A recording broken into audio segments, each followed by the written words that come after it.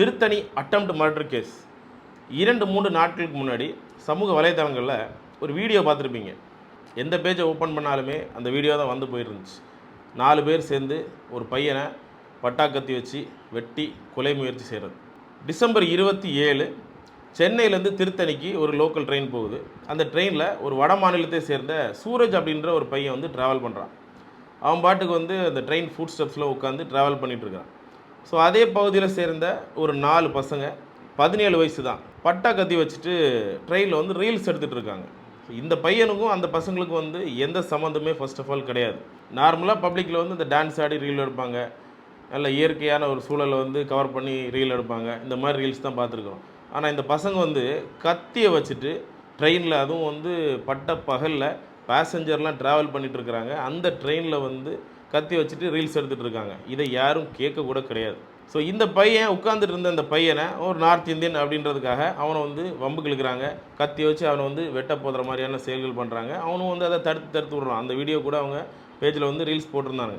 Train stop ஆனோடனே அந்த சூரஜ்ன்ற அந்த பையனை இவனுங்க 4 பேர் சேர்ந்து கூட்டிகிட்டு போகிறானுங்க. ரயில்வே கேட்டோட பேக் என்ட்ரன்ஸுக்கு கூப்பிட்டு போகிறானுங்க. அங்கே தான் வந்து இந்த ரயில்வே குவார்ட்டர்ஸ் எல்லாம் அமைஞ்சிருக்கு. அந்த ரயில்வே குவார்ட்டர்ஸில் பார்த்தீங்கன்னா 1-2 வீடுகள் வந்து அன்ஆக்குபைடாக இருக்குது, இல்லை மேபி வெக்கேட்டாக இருக்கலாம். கொஞ்சம் வந்து பாலடைஞ்ச கண்டிஷனில் தான் இருக்குது. அதில் ஒரு வீட்டில் தான் கூப்பிட்டு போகிறானுங்க. அந்த வீட்டுடைய பேக் யார்டை நம்ம பார்த்தோம். அதில் தான் வந்து இன்சிடெண்ட் வந்து அந்த அவனை வந்து அட்டாக் பண்ணானுங்க இல்லையா, கிட்டத்தட்ட 50க்கு மேற்பட்ட வெட்டுக்கள். அதாவது ஒரு கறிக்கடையில் கோழியை வெட்டுற மாதிரி, ஒரு மரத்தை வெட்டுற மாதிரி கொத்தி வெட்டுறானுங்க. 50க்கு மேற்பட்ட வெட்டுகளுங்க. அந்த ஒரு சின்ன வீடியோவில் வந்து நம்ம வந்து ஒரு குறிப்பிட்ட இன்சிடெண்ட் மட்டும்தான் பார்த்தோம். பட் அந்த வீட்டுக்குள்ளே பார்த்தீங்கன்னா அவ்வளோ பெட் ஸ்டைன்ஸு. இன்னும் என்னென்ன சித்திரவாதை அந்த பையனை பண்ணானுங்க அப்படின்னு தெரியாது. எதுக்கு இவனுங்க அதை பண்ணானுங்கன்னு அவனுங்களுக்கும் தெரியாது, இந்த சூரஜ் இந்த பையனுக்கும் தெரியாது. ஃபுல் அண்ட் ஃபுல் அந்த பசங்க வந்து ட்ரக் அடிக்ட். என்ன போதைப் பொருள் யூஸ் பண்ணானுங்க அப்படின்றது தெரியல. சமுதாயத்துக்கு கேடு விளைக்கக்கூடிய ஒரு மோசமான ஒரு போதை மருந்தை தாங்க அவங்க யூஸ் பண்ணியிருக்காங்க. இதே வீட்டில், அந்த குவார்ட்டர்ஸில் இருக்கக்கூடிய அந்த வீட்டில் ஒரு ரொம்ப நாளைக்கு முன்னாடி ஒரு எலும்பு கூட வந்து கண்டுபிடிச்சிருக்கிறாங்க. ஸோ அங்கேயும் இதுக்கு முன்னாடி வந்து ஒரு க்ரைம் நடந்திருக்கலாம். ஸோ அப்படி இருக்கிற பட்சத்தில் ஏன் வந்து அந்த வீடை வந்து ஆக்சசபிள் கண்டிஷனில் வச்சுருக்கிறாங்க? எதர் அதை வந்து டெமாலிஷ் பண்ணியிருக்கலாம், இல்லை வந்து அதை வந்து ஆக்சஸ் முடியாத அளவுக்கு அதை ப்ரொடெக்ட் பண்ணி வச்சுருக்கலாம். பட் அதை ஏன் பண்ணலை அப்படின்றது கண்டிப்பாக தெரியலைங்க.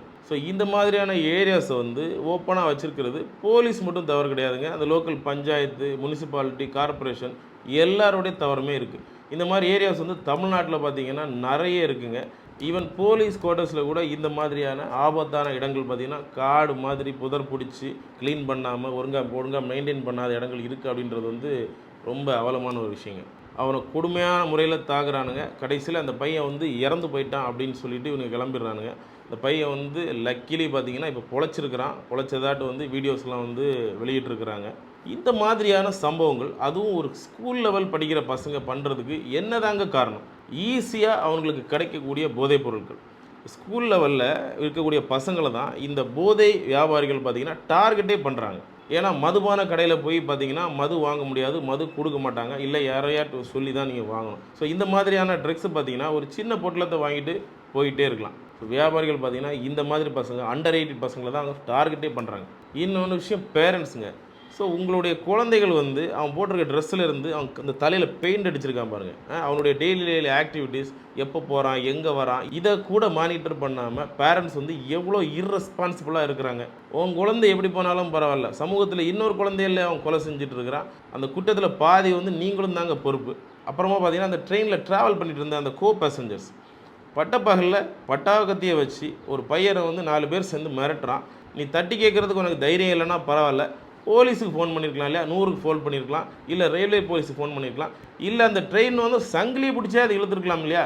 ஆனால் யாரும் அது பண்ணுறது கிடையாது. காரணம் என்னென்னா, நாளைக்கு அந்த பசங்க நம்மளை ஏதாவது பண்ணிடுவாங்களோ அப்படின்றது பயம். நமக்கு நடக்காத வரைக்கும், இன்னொருத்தருக்கு நடக்கிற வரைக்கும் அது வந்து உங்களுக்கு நியூஸு தான், பார்த்து கடந்து போயிட்டே இருக்கிறது. நமக்கு என்ன, அவனுக்கு தானே நடக்குது, அவன் ஒரு ஹிந்திக்காரன் தானே, அவன் ஏதோ பண்ணால் நடந்துட்டு போகிறான் அப்படின்னு சொல்லிட்டு இக்னோர் பண்ணிவிட்டு போகிறது. அப்புறம் இந்த மாதிரியாக பசங்க வந்து டைவர்ட் ஆகிறதுக்கு பார்த்திங்கன்னா ஸ்கூல் ஃபெசிலிட்டிஸுங்க. ஏகப்பட்ட கவர்மெண்ட் ஸ்கூல்ஸ் வந்து க்ளோஸ் பண்ணிடுறாங்க. இருக்கிற கவர்மெண்ட் ஸ்கூல்ஸில் வந்து ப்ராப்பராக ஃபெசிலிட்டிஸும் கிடையாது. இந்த ஸ்கூலில் இருக்கிற ஸ்டாஃப்ஸ் வந்து இந்த மாதிரி பசங்களை வந்து ப்ராப்பராக மானிட்டர் பண்ணுறதும் கிடையாது. ஏன்னா இந்த மாதிரியான பசங்க மோஸ்ட்லி பார்த்தீங்கன்னா பூர் பேக்ரவுண்டில் இருக்கிற பசங்களாக தான் இருக்கிறாங்க.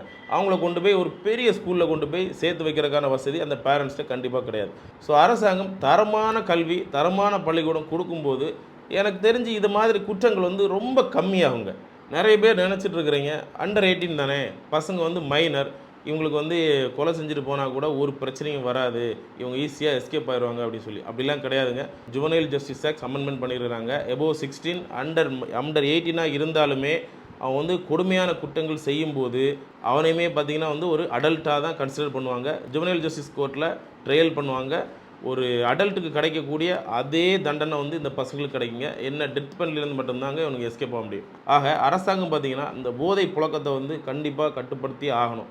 அப்படி இல்லைன்னு வச்சுக்கோங்களேன், அடுத்த சந்ததியினர் நம்ம கண்ணு முன்னாடியே அழிஞ்சு போகிறத நம்ம பார்க்க போகிறோம். பேரண்ட்ஸு ஏர்ன் பண்ணால் மட்டும் போதும் அப்படின்றத தாண்டி தான் குழந்தை வந்து என்ன பண்ணுறான், எங்கே போகிறான், படிக்கிறானா படிக்கலையா, யார் கூடலாம் பழக்கம் வச்சுருக்கிறான்றதை வந்து மானிட்டர் பண்ணி ஆகணுங்க. காரணம் என்னென்னா அவன் நமக்கு மட்டும் ஆபத்து இல்லைங்க, இந்த சொசைட்டிக்கும் ஒரு ஆபத்தான ஒரு மனுஷனாக வந்து வளர்ந்துட்டு இருக்கிறான். சொசைட்டி நம்மளும் கொஞ்சம் ரெஸ்பான்சிபிளாக இருக்கணுங்க. நமக்கு என்ன ஏதுன்றதை பார்க்காம ஒரு நமக்கு அறிமுகமே இல்லாத ஒரு 3வது ஒரு மனுஷனுக்கு ஒரு பிரச்சனை நடந்தாலும் ஏன் என்னன்னு சொல்லி போய் தட்டி கேட்கணும். அப்போ தான் அவங்க இன்னொருத்தரும் நமக்கு ஒரு விஷயம் நடக்கும்போது வந்து தட்டி கேட்பாங்க.